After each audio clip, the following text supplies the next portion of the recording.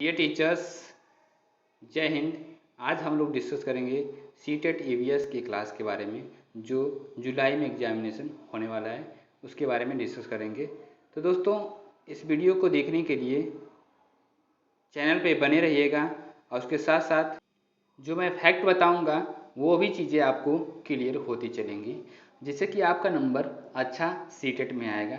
CTET 2024 7 जुलाई को जो होने वाला है एग्जामिनेशन, ईवीएस पोर्शन के बारे में हम लोग डिस्कस करेंगे। दोस्तों, मैं बता दूं कि ये जो वीडियो की प्ले लिस्ट है वो बना दी गई है हमारे यूट्यूब चैनल, आपके प्रभाकर एकेडमी यूट्यूब चैनल पे, जिससे कि आप एक एक करके सारी चीज़ें देख लेंगे। तो सारे जो फैक्ट्स हैं ईवीएस के फैक्ट्स हैं, एनसीईआरटी से जो लिए गए हैं, वो सारी चीज़ें आपको क्लियर हो जाएंगी। जब क्लियर हो जाएंगी तो एक बार मैं एग्जामिनेशन से पहले मैराथन क्लास भी लूँगा, तो वहाँ से फिर आपको और बेनिफिट मिलेगा, जिससे कि क्या होगा कि आपका नंबर आउट ऑफ 30 से 30 नंबर आएगा। ओके दोस्तों, तो हम वीडियो को यहीं पे शुरू करते हैं और हमारे सोशल मीडिया प्लेटफॉर्म से जुड़ने के लिए आप वीडियो के डिस्क्रिप्शन लिस्ट में दिए गए जो लिंक है उन सब सारी चीज़ों को क्लिक करके जुड़ सकते हैं। दोस्तों, तो शुरू करते हैं वीडियो को। तो मैं आप लोग को बता दूं कि हम लोगों ने सैटेलाइट्स के बारे में डिस्कस कर लिया था। ओके दोस्तों, तो हम लोग आगे मून के बारे में डिस्कस करते हैं। मून, चंद्रमा। चंद्रमा क्या है? सैटेलाइट है किसका? पृथ्वी का। हमारे पृथ्वी के पास केवल एक ही उपग्रह है, मीन्स सैटेलाइट्स है, उसका नाम क्या है? चंद्रमा है। इसका व्यास जो डायमीटर होता है, डायमीटर क्या होता है कि रेडियस का दोगुना होता है। डायमीटर क्या होता है? रेडियस का दोगुना होता है। जो आप सर्कल अगर आप पढ़े होंगे तो उसके बारे में ये थोड़ा सा चीज़ें हैं, मैथमेटिकल है ये चीज़ें, ठीक है। डायमीटर क्या है इसका कि व्यास पृथ्वी के व्यास से, पृथ्वी के डायमीटर से केवल 1/4 है। क्या है? 1/4 है। मीन्स पृथ्वी की जो त्रिज्या होती है कितनी होती है? 6400, लगभग 6370 किलोमीटर या लगभग 6400 किलोमीटर बताया जाता है। तो क्या है उसका व्यास का हो जाएगा, उसका दोगुना हो जाएगा, 128 हो जाएगा कि 128 100 किलोमीटर हो जाएगा। तो दोस्तों, तो ये क्या है इसका 1/4 होता है, जिसका पृथ्वी से चंद्रमा की दूरी क्या है? लगभग 3,84,400 किलोमीटर है पृथ्वी से चंद्रमा की दूरी, ठीक है। यह हमारी पृथ्वी से क्या है? यह हमारी पृथ्वी से सबसे निकटतम स्थित आकाशीय पिंड है। पृथ्वी के सबसे निकट आकाशीय पिंड स्थित है। चंद्रमा का एक चक्कर लगभग 27 दिन 7 घंटे और 43 दिन में पूरा कर लेता है। इसी को लगभग क्या बोला जाता है? 28 दिन भी बोला जाता है। 27 दिन 7 घंटे और 43 मिनट। नील आर्मस्ट्रांग जो थे पहले व्यक्ति थे जो कि चंद्रमा पे 22 जुलाई 1969 को कदम रखा था। क्या है? इन्होंने चंद्रमा पे 21 जुलाई 1969 को अपना कदम रखा था। उसके बाद क्या? एल्ड्रिन थे, ठीक है। अब नेक्स्ट पॉइंट क्या है उसके बारे में डिस्कस करते हैं कि चंद्रमा का अपना कोई प्रकाश नहीं है। चंद्रमा के पास कोई भी अपना प्रकाश नहीं है और हीट भी नहीं है। जब प्रकाश नहीं रहेगा तो हीट भी नहीं रहेगा। यह सूर्य जो स्टार है इससे प्रकाशित होता है, ठीक है। और सूर्य के प्रकाश को परावर्तित करता है, क्या करता है? रिफ्लेक्टेड करता है, जो हमारी पृथ्वी पर लगभग 1.25 सेकेंड में पहुंचता है। कहाँ से? पहले जाता है कहाँ से? सन से जाएगा चंद्रमा पे, सन से मून पे जाएगा लाइट, और फिर वहाँ से रिफ्लेक्ट होकर के कहाँ पे आएगा? पृथ्वी पे आएगा। जो मून से लेकर के पृथ्वी तक आने में समय लगता है 1.2 सेकेंड में पहुँच जाता है, ठीक है। इस प्रकाश को चांदनी लाइट बोलते हैं। क्या कहते हैं? चांदनी या मून लाइट बोलते हैं। जो चांद से आती है लाइट उसको मून लाइट कहते हैं, ठीक है दोस्तों। अब नेक्स्ट पॉइंट के बारे में डिस्कस करते हैं। यदि चंद्रमा का परिक्रमा पथ घटना शुरू हो जाए तो क्या हो सकता है? यदि चंद्रमा का जो परिक्रमा पथ है वो घटना शुरू हो जाए, कम होना शुरू हो जाए, तो संभावित परिणाम क्या हो सकते हैं कि चंद्रमा तथा पृथ्वी की दूरी कम हो जाएगी। चंद्रमा और पृथ्वी के बीच की दूरी, मून और अर्थ के बीच की दूरी कम हो सकती है। दूसरा पॉइंट क्या है? पृथ्वी पर गुरुत्वाकर्षण का प्रभाव बढ़ सकता है। गुरुत्वाकर्षण जो होता है बढ़ सकता है। जैसे पृथ्वी और चंद्रमा के बीच में जो अट्रैक्शन है उसी के कारण ज्वार भाटा आता है। क्या आता है? ज्वार भाटा आता है। जब नदी का जाएगा तो गुरुत्वाकर्षण फोर्स जो हो जाएगा ज़्यादा लगने लगेगा, जिससे प्रभाव बढ़ जाएगा गुरुत्वाकर्षण बल का। अब नेक्स्ट पॉइंट क्या है? पृथ्वी पर समुद्री ज्वार भाटे आने में परिवर्तन हो सकते हैं। वो जब उतना दूर है तो क्या होता है? ज्वार भाटे लगभग एक दिन में 2 बार आते हैं, रात को 12 बजे और दिन को 12 बजे आते हैं। तो उसी तरह अब जब नदी का जाएगा तो और भी ज्वार भाटे आने में परिवर्तन हो सकता है, ठीक है। पृथ्वी पर मौसम में प्रभाव पड़ सकता है, जो वेदर है उसमें भी प्रभाव पड़ सकता है। उसके साथ साथ पृथ्वी पर सुनामी, भूकंप जैसी आपदा भी आ सकती है। अब हम एस्टेरॉयड के बारे में देखते हैं। क्या देखते हैं? एस्टेरॉयड के बारे में देखते हैं। क्षुद्र ग्रह, तारों, स्टार्स, ग्रहों एवं उपग्रहों के अतिरिक्त असंख्य छोटे टाइनी बॉडीज भी सूर्य के चारों तरफ चक्कर लगाते हैं। इन पिंडों को क्षुद्र ग्रह बोलते हैं। ये मंगल ग्रह एवं जुपिटर के बीच में पाए जाते हैं। किसमें? मार्स और जुपिटर के बीच में पाए जाते हैं, मंगल और बृहस्पति के बीच में पाए जाते हैं ये एस्टेरॉयड। इसको एस्टेरॉयड बेल्ट्स भी बोलते हैं, जो जुपिटर और मंगल के बीच होता है। अब हम नेक्स्ट पॉइंट क्या है, मेटेराइड्स के बारे में डिस्कस करते हैं। मेटेराइड होता क्या है कि सूर्य के चारों ओर चक्कर लगाने वाले पत्थर के छोटे छोटे टुकड़ों को, उल्कापिंड को क्या कहते हैं? मेटेराइड्स बोलते हैं। सूर्य के चारों ओर चक्कर लगाने वाले ऐसे छोटे छोटे उल्कापिंड जो चट्टान किसी रॉक से बने होते हैं, वो सूर्य के चारों तरफ चक्कर लगाते हैं। कभी कभी ये उल्कापिंड क्या होते हैं, इतनी नजदीक आ जाते हैं कि इनकी प्रवृत्ति पृथ्वी पर गिरने की होती है, और इस प्रक्रिया के दौरान वायु के साथ, एटमॉस्फेयर के साथ फ्रिक्शन होने लगता है और ये गर्म होकर जल जाते हैं। इन्हें ही टूटता हुआ तारा कहते हैं। किसको? उल्का पिंड को ही टूटता हुआ तारा कहते हैं। तो दोस्तों ध्यान रखिएगा, यहाँ से क्वेश्चन पूछे जाते हैं कि उल्का पिंड होता क्या है, तो इसको टूटता हुआ तारा भी बोला जाता है। चट्टान के बने होते हैं, रॉक के बने होते हैं। अब नेक्स्ट पॉइंट के बारे में डिस्कस, पुच्छल तारे क्या? कॉमेट्स। कॉमेट्स होता क्या है उसके बारे में डिस्कस करते हैं कि पुच्छल तारे अथवा धूमकेतु चट्टानों, बर्फ, धूल और गैस के बने आकाशीय पिंड होते हैं। क्या होते हैं? पुच्छल तारे अथवा धूमकेतु चट्टानों, बर्फ और धूल और गैस से बने आकाशीय पिंड होते हैं। गुरुत्वाकर्षण के कारण इस तारे पर का सिर सूर्य की तरफ, पूछ हमेशा पृथ्वी, पूछ जो होती है पृथ्वी की तरफ होती है, जो हमें चमकती दिखाई देती है। मीन्स सूर्य से बाहर की ओर पूछ होती है उसकी, और सिर जो होती है सन की तरफ होती है। इसे पुच्छल तारा, कॉमेट्स बोलते हैं। अब कुइपर मेखला। कुइपर मेखला क्या है, इसके बारे में डिस्कस करते हैं। कुइपर मेखला क्या होती है? यह नेपच्यून के सौरमंडल के आखिरी सिरों पर एक तस्तरी के आकार की विशाल पट्टी होती है। इसमें असंख्य खगोलीय पिंड होते हैं। क्या? सेलेस्टियल बॉडी असंख्य होते हैं, जिसमें कई बर्फ के बने होते हैं। धूमकेतु इस क्षेत्र में आते हैं। ठीक है, प्लूटो भी इसी मेखला में स्थित है। प्लूटो भी इसी मेखला में, कुइपर मेखला में ही स्थित है। अब नेक्स्ट पॉइंट के बारे में डिस्कस करते हैं। क्या नेक्स्ट पॉइंट क्या है? सूर्य ग्रहण एवं चंद्र ग्रहण कैसे लगता है, कब लगता है, और इसके बारे में डिस्कस करेंगे। कब लगता है, कैसे लगता है, उसके बारे में हम लोग डिस्कस करेंगे। सूर्य ग्रहण, जब सूर्य और पृथ्वी के बीच में क्या जाता है? चंद्रमा आ जाता है। मीन्स चंद्रमा के जो सैड होगी, जो छाया होगी, वो पृथ्वी पे पड़ेगी। तो इस स्थिति को युति बोलते हैं। क्या बोलते हैं? कंजक्शन बोलते हैं। यह अमावस्या को होती है। इस स्थिति में चंद्रमा की छाया पृथ्वी पर पड़ती है। किस पर पड़ती है? चंद्रमा की छाया पृथ्वी में पड़ती है, इसे सूर्य ग्रहण कहते हैं। क्या कहते हैं? सूर्य ग्रहण बोलते हैं। अब नेक्स्ट क्या है? चंद्र ग्रहण। चंद्र ग्रहण क्या होता है? इसी प्रकार जब सूर्य और चंद्रमा के बीच पृथ्वी आ जाती है, मीन्स इस समय चंद्रमा पे ग्रहण लगेगा। किस पे लगेगा? चंद्रमा पे छाया पहुंचेगी, तो उसको हम लोग क्या बोलेंगे? उस स्थिति को वियुति बोलते हैं, अपोजिशन कहते हैं। यह पूर्णिमा की होती है। इस स्थिति को पृथ्वी की छाया चंद्रमा पर पड़ती है, जिसे चंद्र ग्रहण कहते हैं। क्या कहते हैं? चंद्र ग्रहण। मीन्स चंद्रमा पे जब छाया पड़ेगी तो चंद्र ग्रहण बोलेंगे, और जब पृथ्वी पे छाया पड़ेगी तो सूर्य ग्रहण बोलेंगे। मीन्स सन तो जो एक जगह फिक्स है, सन क्या है? सेंटर में है, और उसके बीच में क्या आ जाएगा? सेंटर, मतलब सन और पृथ्वी के बीच में चंद्रमा आ जाएगा, तो क्या हो जाएगा? सूर्य ग्रहण लगेगा। और चंद्रमा और सन और चंद्रमा के बीच में पृथ्वी आ जाएगी, तो क्या बन जाएगा? सूर्य ग्रहण लग जाएगा। मीन्स कहने का मतलब, जो चंद्रमा पे छाया पड़ेगी तो चंद्र ग्रहण हो जाएगा। ओके दोस्तों, अब नेक्स्ट पॉइंट के बारे में डिस्कस करते हैं। क्या नेक्स्ट पॉइंट है? ग्लोब। ग्लोब क्या है? Globe is a small model of the earth. Globe क्या है? Globe is a small model of the earth. Earth का छोटा मॉडल होता है। इसमें क्या होती हैं? काल्पनिक रेखाएं होती हैं, जो ग्लोब को दो बराबर भागों में बांटती हैं। इसे विषुवत वृत्त बोलते हैं, या भूमध्य रेखा, इक्वेटर कहा जाता है। क्या बोलता है? इक्वेटर। बीच से दो बराबर भागों में बांट देती है पृथ्वी को भूमध्य रेखा। ठीक है, क्या है? इक्वेटर। पृथ्वी के उत्तर में स्थित आधे भाग को उत्तरी गोलार्ध बोलते हैं। क्या बोलते हैं? उत्तरी गोलार्ध बोलते हैं, और जिसको नार्दर्न हेमिस्फीयर बोलते हैं। तथा दक्षिणी वाले भाग, आधे भाग को दक्षिणी गोलार्ध साउदर्न हेमिस्फीयर बोलते हैं। क्या बोलते हैं? साउदर्न हेमिस्फीयर बोला जाता है।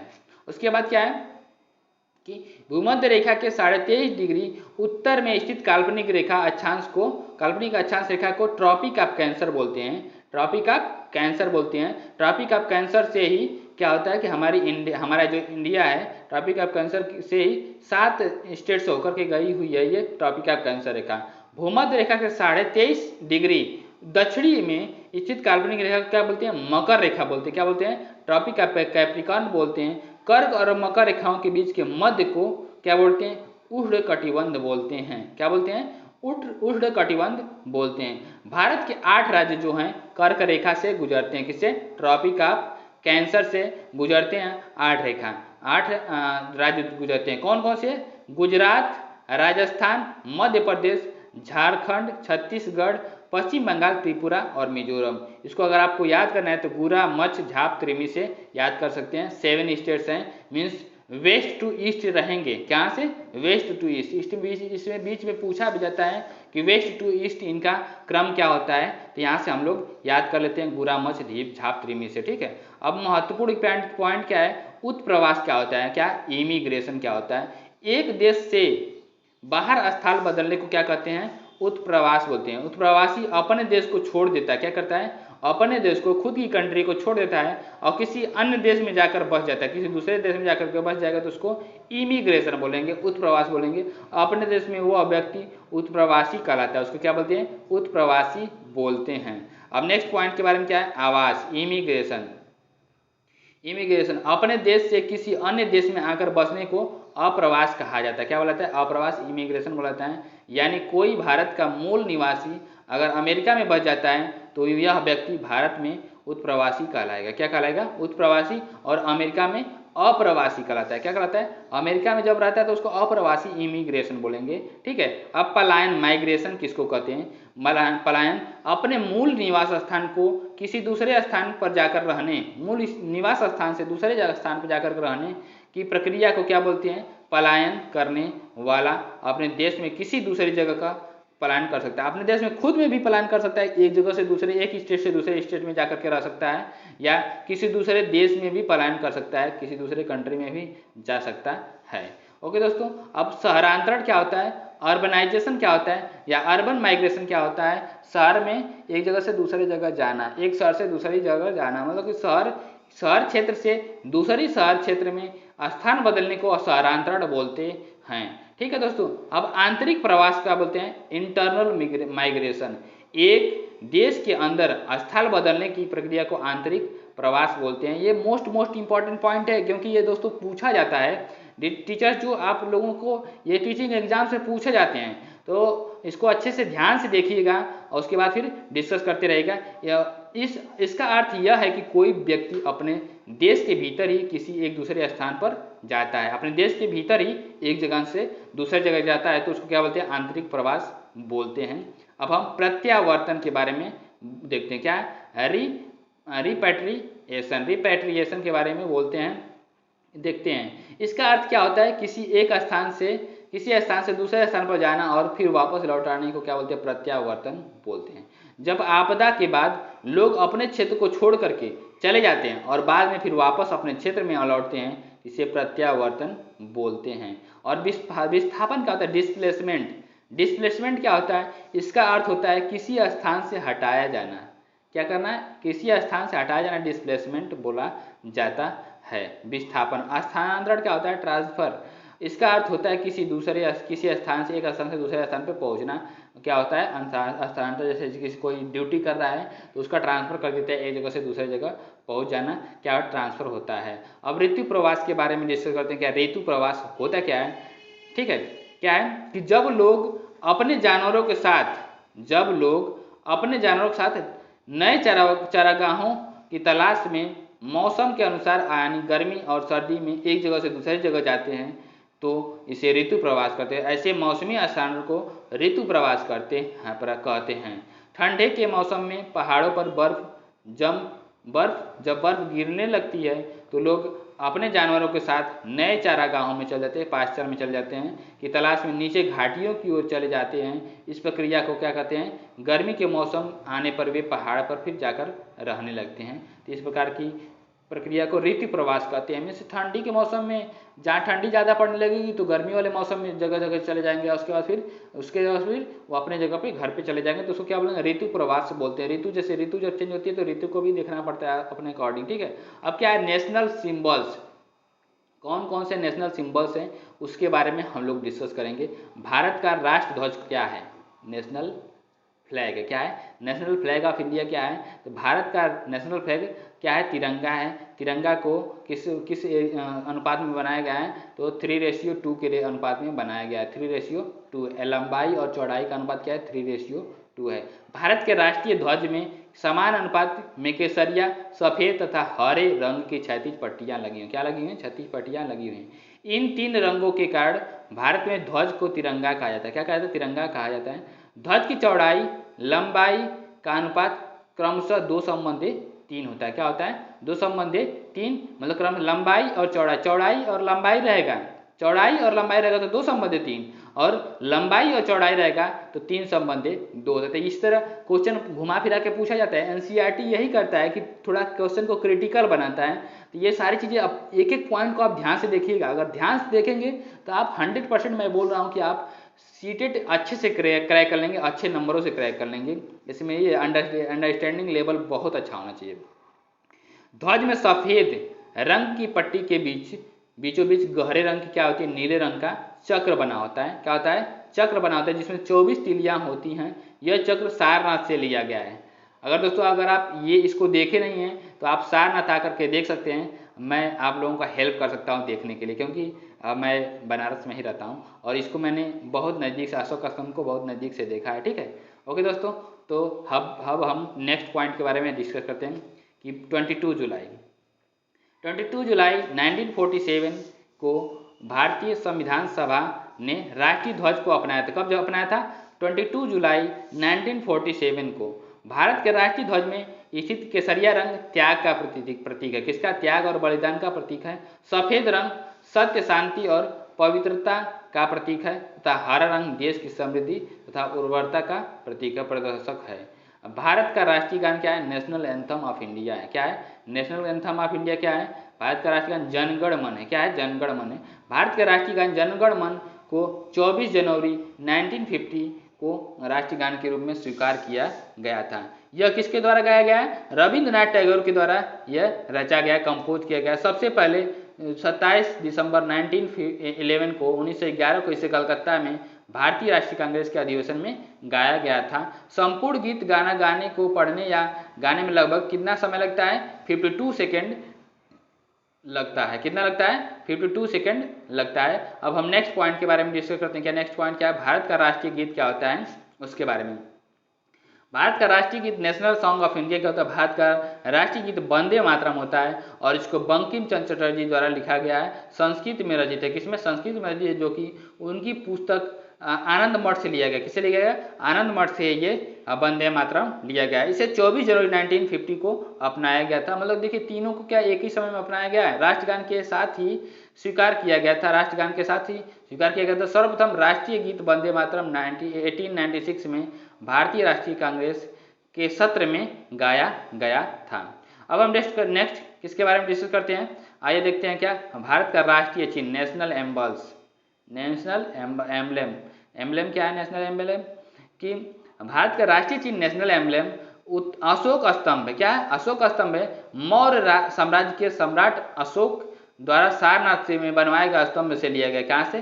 सारनाथ में बनवाए गए स्तंभ से ये लिया गया है। इस स्तंभ में 4 शेर एक दूसरे की तरफ पीठ करके हटा करके बैठे हुए हैं। उनमें से एक सिंह के नीचे लिखा हुआ है क्या? सत्यमेव जयते।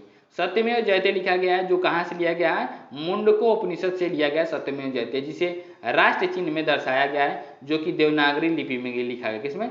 देवनागरी लिपि में लिखा गया। हिंदी का क्या होती है लिपि?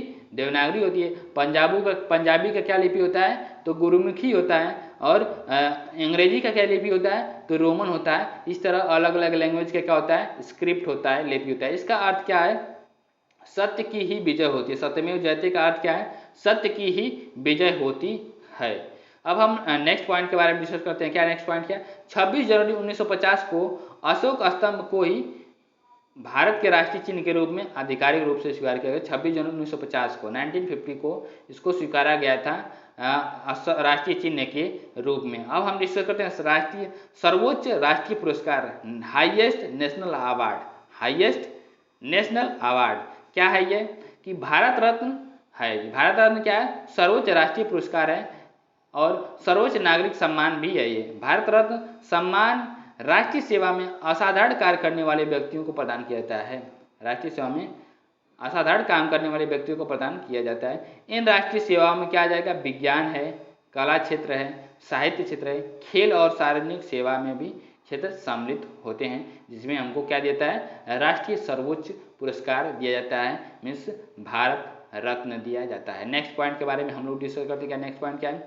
इस पुरस्कार के रूप में पुरस्कार प्राप्तकर्ता को एक प्रमाण पत्र और तमगा दिया जाता है, मेडल दिया जाता है। इस पुरस्कार में धनराशि नहीं दी जाती है, धनराशि इसमें नहीं दी जाती है। भारत रत्न की शुरुआत 2 जनवरी 1954 को किया हुआ था। कब हुआ था? 2 जनवरी 1954 को भारत के तत्कालीन राष्ट्रपति डॉक्टर राजेंद्र प्रसाद के द्वारा की गई थी। डॉक्टर राजेंद्र प्रसाद जो थे हमारे भारत के फर्स्ट प्रेसिडेंट थे, मतलब राष्ट्रपति थे। ठीक है, फर्स्ट प्राइम मिनिस्टर जो थे हमारे पीएम थे, कौन थे? डॉक्टर पंडित जवाहरलाल नेहरू थे। कौन थे? पंडित जवाहरलाल नेहरू थे। अब राष्ट्रीय पशु के बारे में हम डिस्कस करते हैं। राष्ट्रीय पशु, नेशनल एनिमल। अप्रैल 1973 में को बाघ या रॉयल बंगाल टाइगर को भारत का राष्ट्रीय पशु घोषित किया गया है। क्या किया गया है? भारत का राष्ट्रीय पशु घोषित किया गया है। इससे पहले भारत का राष्ट्रीय पशु शेर हुआ करता था। क्या हुआ करता? शेर हुआ करता था। तेज फुर्ती और शक्ति के कारण बाघ को भारत का राष्ट्रीय पशु माना गया है। क्या माना गया है? भारत का राष्ट्रीय पशु माना गया है। बाघ का जंतु वैज्ञानिक नाम क्या है? पैंथेरा टाइग्रिस है। पैंथेरा टाइग्रिस है। ओके दोस्तों, अब नेक्स्ट पॉइंट क्या है? राष्ट्रीय पक्षी।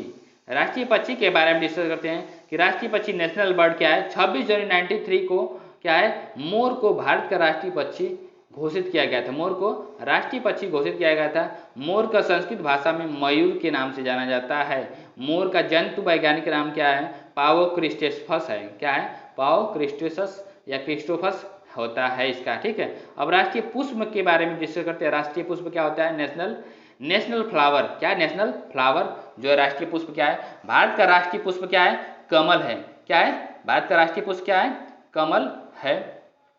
जो हिंदू, बौद्ध और जैन धर्म में कमल की धार्मिक और सांस्कृतिक महत्ता बहुत ज़्यादा होती है। ठीक है, कमल के फूल का प्रयोग प्रायः पूजा तथा आयुर्वेदिक, एलोपैथिक और यूनानी दवाओं में औषधि के निर्माण हेतु प्रयोग किया जाता है कमल का वनस्पति का नाम क्या है? निलंबियन न्यूसीफेरा है। निलंबियन न्यूसीफेरा होता है। अब हम कमल के बारे में, आपने कमल को देखा भी होगा, ये पानी में इसे एक्वेटिक प्लांट्स भी बोला जाता है। कमल को क्या बोला जाता है? एक्वेटिक प्लांट बोला जाता है। अब हम नेक्स्ट पॉइंट के बारे में डिस्कस करते हैं कि क्या है? राष्ट्रीय खेल।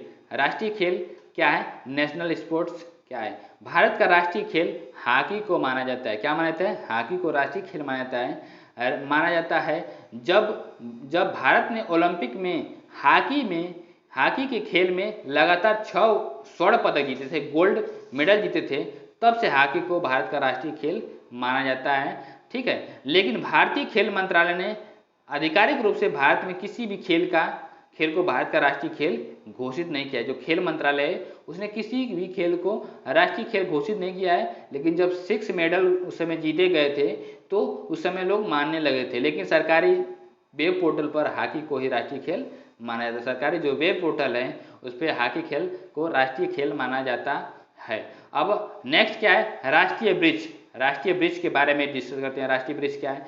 बरगद या बट वृक्ष को भारत का राष्ट्रीय वृक्ष माना जाता है। क्या माना जाता है? बरगद या बट वृक्ष को भारत का राष्ट्रीय वृक्ष माना जाता है। यह एकता और दृढ़ता का प्रतीक है। किसका? एकता और दृढ़ता का प्रतीक है। जिस प्रकार भारत विभिन्न धर्म और जाति के लोगों को एक साथ निवास करते हैं, उसी प्रकार बरगद के पेड़ की शाखाएं, तने और जड़ें, छोटे मोटे कई जीव जंतु निवास करते हैं।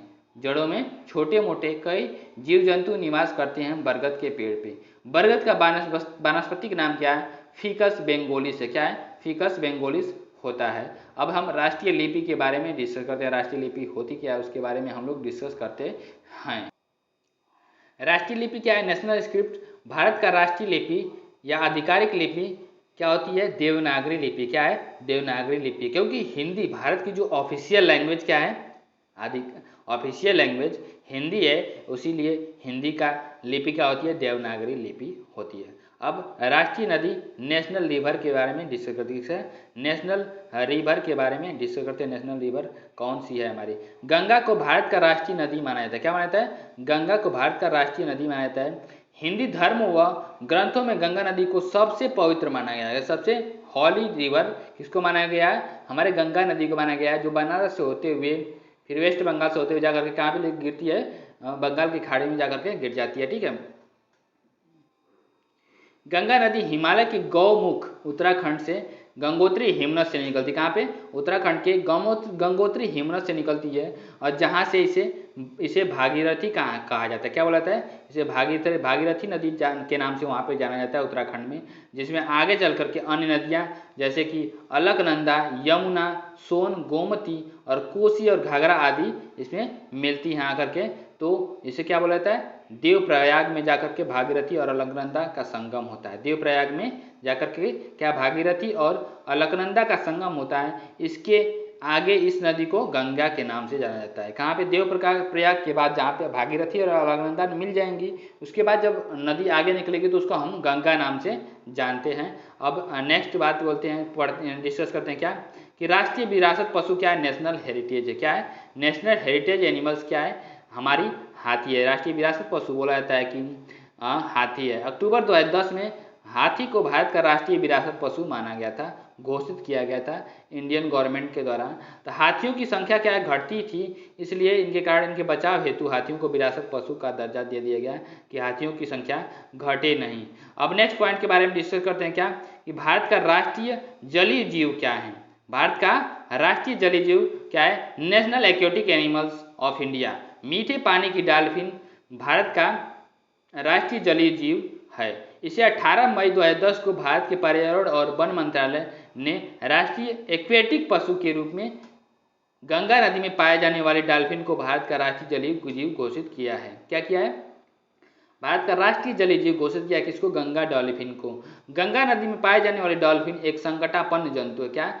खत्म होने वाली जंतु थी, इसलिए इसको बचाने के लिए जो विशिष्ट रूप से इसी नदी में वास करती है, इसे वन्य जीव संरक्षण अधिनियम 1972 के में शामिल किया गया है। मतलब इसको बचाव करने के लिए बिहार में भी बहुत सारी चीज़ें चलाई जा रही हैं। और ठीक है दोस्तों, तो नेक्स्ट पॉइंट के बारे में देखिए, भारत का राष्ट्रीय फादर कौन है? राष्ट्रपिता कौन थे? National father of the nation.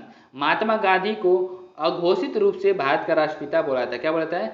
अघोषित रूप से भारत का राष्ट्रपिता बोला जाता है, माना जाता है। सर्वप्रथम 6 जुलाई 1944 को सुभाष चंद्र बोस ने सिंगापुर रेडियो स्टेशन से, कहाँ से? सिंगापुर रेडियो स्टेशन से संदेश प्रसारित किया था। क्या किया था? संदेश प्रसारित किया था। और उस समय महात्मा जी को महात्मा गांधी बोला था, मतलब महात्मा गांधी को राष्ट्रपिता कह करके संबोधित किया था। तो उसके बाद 30 जनवरी 1948 को, क्या 1948 को गोडसे जी के द्वारा क्या हुआ? गांधी जी की हत्या कर दी गई। तो जब देश के तत्कालीन प्रधानमंत्री पंडित जवाहरलाल नेहरू ने रेडियो पे आकर के बोला, तो उन्होंने क्या दिया? राष्ट्रपिता हमारे नहीं रहे हैं, उनके बारे में ऐसा शब्द बोला। इसलिए उसी समय से क्या हुआ? राष्ट्रपिता उनको बोला जाने लगा, महात्मा गांधी को। भारत सरकार के अनुसार किसी को भी आधिकारिक रूप से राष्ट्रपिता की उपाधि प्राप्त नहीं है, और संविधान में ऐसा कोई प्रावधान भी उपलब्ध नहीं है। अब नेक्स्ट पॉइंट के बारे में, भारत की राजभाषा ऑफिशियल लैंग्वेज क्या है? हिंदी है। भारत की कोई भी राष्ट्रीय भाषा नहीं है, राष्ट्रीय भाषा नेशनल लैंग्वेज कोई भी नहीं है। भारत के संविधान के अनुच्छेद 343 के तहत हिंदी को भारत की राजभाषा बोला गया। राजभाषा मतलब कार्यकारी भाषा, ऑफिशियल लैंग्वेज। भारत के संविधान में राष्ट्रभाषा का कोई उल्लेख नहीं है, हालांकि 22 भाषाओं को आधिकारिक भाषा का दर्जा दिया गया है। पहले जब हम लोग देश आज़ाद हुआ था तो उस समय 14 लैंग्वेज थी, और उस समय 14 स्टेट भी थे। हिंदी कौन कौन सी इस समय 22 लैंग्वेज कौन कौन सी है उसके बारे में डिस्कस करते हैं। हिंदी, कन्नड़, कश्मीरी, असमिया, बंगाली, बोडो, डोगरी, गुजराती, कोंकणी और मैथिली, मलयालम, मिती, मतलब मणिपुरी, मराठी, नेपाली और ओडिया, पंजाबी, संस्कृत और संथाली, सिंधी, तमिल, तेलुगु, उर्दू, ये सब 22 लैंग्वेज हैं जो हमारे संविधान में हैं। पहले कितनी लैंग्वेज थी? 14 लैंग्वेज थी, अभी कितने हो गई हैं? कितने हो गई हैं? 22 लैंग्वेज हो गए। अमेंडमेंट के द्वारा फर्स्ट जब जो अमेंडमेंट किया गया था, मतलब कि संविधान में संशोधन किया गया था, तो एक लैंग्वेज सिंधी जोड़ी गई थी। सिंधी के बाद फिर क्या है? नमक मतलब नेपाली, मणिपुरी, कोंकणी जोड़ी गई। उसके बाद 4 लैंग्वेज जोड़ी गई जो क्या है? बोडोमास, बोडो, डोगरी और संथाली और मैथिली जोड़ी गई थी। कुल मिलाकर के 22 लैंग्वेज हो गई। अब नेक्स्ट पॉइंट के बारे में डिस्कस करते क्या? भारत का राष्ट्रीय मुद्रा, national currency of India. National currency of India, रुपया भारत का राष्ट्रीय मुद्रा है। रुपया क्या है? भारत का राष्ट्रीय मुद्रा है। रुपया का जो चिन्ह है, रुपया का मतलब र बना करके ऐसे काट दिया जाता है, तो ये ऐसे डॉक्टर उदय कुमार ने इसको बनाया है। ये क्या है? डॉक्टर उदय कुमार ने 15 जुलाई 2010 को इन्होंने रिकमेंड किया था, तो भारत गवर्नमेंट ने इसको स्वीकार किया था। 15 जुलाई 2010 को जारी किया गया था। ठीक है। उसके बाद क्या है? भारत का राष्ट्रीय फल, भारत का राष्ट्रीय फल नेशनल फ्रूट ऑफ इंडिया क्या होता है? तो आम भारत का राष्ट्रीय फल है, जिसका वैज्ञानिक नाम क्या है? Mangifera indica. क्या है? मैंगीफेरा इंडिका है। इसको सभी फलों का राजा भी बोला जाता है। अब हम डिस्कस करते हैं भारत के राष्ट्रीय दिवस, national days of India. National days, Bharat के राष्ट्रीय दिवस कौन से? भारत के राष्ट्रीय दिवस के रूप में स्वतंत्रता दिवस, गणतंत्र दिवस और गांधी जयंती को मनाया जाता है। गांधी जयंती 2 अक्टूबर को मनाया जाता है। मतलब गांधी जी का जब जन्म हुआ था तब उसको गांधी जयंती के रूप में मनाया जाता है। मतलब कि 1869 में गांधी जी का जन्म 2 अक्टूबर 1869 में किया गया था। इन तीनों दिनों को घोषित किया गया है राष्ट्रीय दिवस के रूप में। अब नेक्स्ट पॉइंट के बारे में इसके डिस्कस करते हैं। क्या नेक्स्ट पॉइंट क्या है? 15 अगस्त को क्या किया जाता है? 15 अगस्त को हर साल स्वतंत्रता दिवस मनाया जाता है। क्या मनाया जाता है? हर साल स्वतंत्रता दिवस मनाया जाता है, क्योंकि इसी दिन 1947 में भारतीयों को ब्रिटिश शासन से आज़ादी मिली थी। क्या मिली थी? ब्रिटिश शासन से आज़ादी मिली थी 15 अगस्त को। 14 अगस्त को जो था कि हमारा मतलब पाकिस्तान जो था हमसे एक दिन पहले आज़ाद हो गया था, 14 अगस्त को। ठीक है। अब 26 जनवरी 1950 को भारत को अपना संविधान प्राप्त हुआ था। क्या हुआ था? मतलब कि संविधान एक्ट पूरा लगाया गया था 26 जनवरी 1950 को, इसलिए इस दिन को गणतंत्र दिवस मनाया जाता है। मीन्स उसके बाद 26 नवंबर 1949 को उस दिन संविधान दिवस मनाया जाता है 26 नवंबर को। उस दिन थोड़ा सा 16 अनुच्छेद को लागू किया गया था, इसलिए 26 नवंबर को 1949 को। ठीक है। तो ये गणतंत्र दिवस 26 जनवरी को मनाया जाता है। हर साल 2 अक्टूबर को गांधी जयंती मनाई जाती है, क्योंकि इसी दिन गांधी जी का जन्म हुआ था। अब नेक्स्ट पॉइंट के बारे में डिस्कस करते हैं, राष्ट्रीय पंचांग। राष्ट्रीय पंचांग मतलब नेशनल कैलेंडर। नेशनल कैलेंडर क्या है? भारत का राष्ट्रीय पंचांग। राष्ट्रीय पंचांग भारत का राष्ट्रीय कैलेंडर होता है। क्या है? भारत के उपयोग में आने वाला सरकारी सिविल कैलेंडर है। यह शक संवत पर आधारित है। किस पे? शक संवत पर आधारित है। और ग्रेगोरियन जो कैलेंडर के साथ साथ 22 मार्च 1957 को अपनाया गया था। किसको? राष्ट्रीय पंचांग को 22 मार्च 1957 को अपनाया गया था इंडियन गवर्नमेंट के द्वारा। चैत्र भारतीय राष्ट्रीय पंचांग का प्रथम माह होता है। क्या होता है? प्रथम माह होता है। किसका? चैत्र। और फागुन जो होता है लास्ट वाला माह होता है। ओके दोस्तों, तो वीडियो ये यहीं पे एंड होती है। और मैं बता दूं कि वीडियो को शेयर भी करते रहिएगा, और जिससे कि और लोगों की हेल्प की जा सके और वो लोग भी सीटेट पास कर सके, और अपने पास करते करते हुए भी दूसरों को भी पास कराने की कोशिश करिएगा। अच्छे से एकदम रिवीजन करिए और एग्जामिनेशन के पहले सारी चीज़ें अच्छे से कमर कस के तैयारी कर लीजिए। दोस्तों नमस्कार, वीडियो यहीं पे एंड होती है।